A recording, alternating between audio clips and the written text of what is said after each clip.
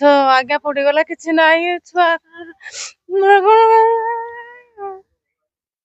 ନିଆଁ ନାହିଁ, ଆମେ ତ ଶୋଇଯାଉ ଖରା ବେଳ, ସବୁ ନିଆଁ ଲାଗିଗଲା, କିଛି ନାହିଁ ଘରେ। ଆଉ ସବୁ ଜିନିଷ ଗାଡି ଘୋଡା ସବୁ ଥିଲା, ଧାନ ଚାଉଳ ସବୁ ପୋଡିଗଲା, ଲୁଗା ପିନ୍ଧିବା ବସ୍ତ୍ର ସବୁ ପୋଡିଗଲା, କିଛି ନାହିଁ।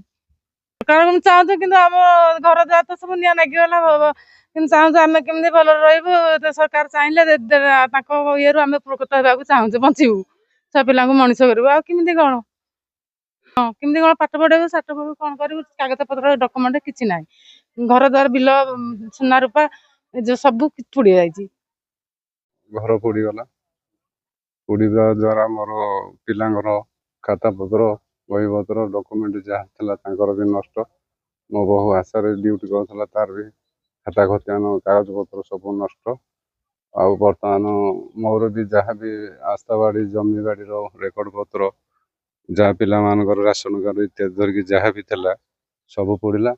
ପରେ ମୋର ଖଟ, ଟିଭି, ଯାହା ବି ଆସବାସ ଜିନିଷ, ମୋର ଘରର ପ୍ରତ୍ୟେକ ଜିନିଷ ସବୁ ମାଟିରେ ମିଶିଗଲା। ବର୍ତ୍ତମାନ ମୁଁ କେମିତି ଚଳିବି, କେମିତି ରହିବି?